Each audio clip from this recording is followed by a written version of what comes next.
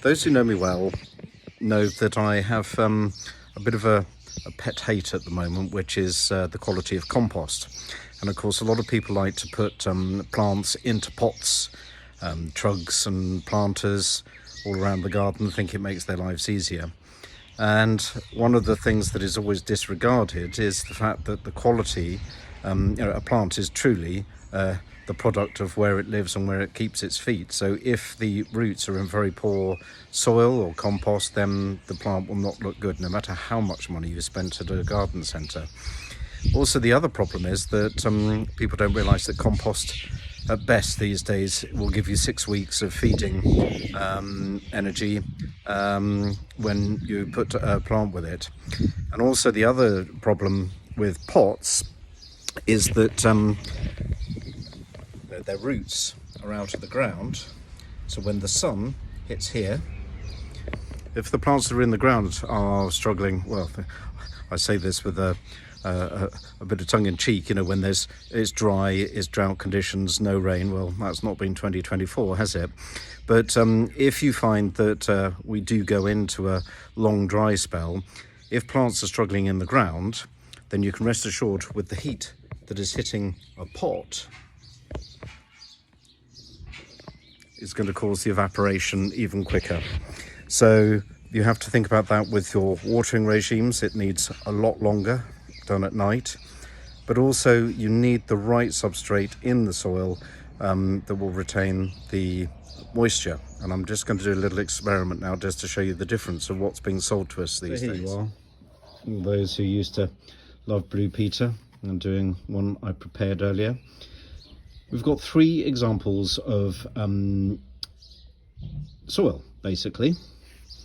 This is what is being sold by everyone, which is basically described as peat-free coir compost. This is a richer compost for rose tree and shrubs. And this is good old-fashioned garden soil. So let's look at the coir. The reason why there's all of these additives being included in compost these days is purely because we have a problem with peat bogs. They're sensitive environments, and it's unquestionable that we need to preserve those. Once they've been dug out, it can take 1,000 years for the environment to recreate. The trouble is, like with everything in life, quote, sustainable, the manufacturers are cheating. When you actually look at this, you can see the difference in colour. So there's very little goodness in there. And when I shake, can you see?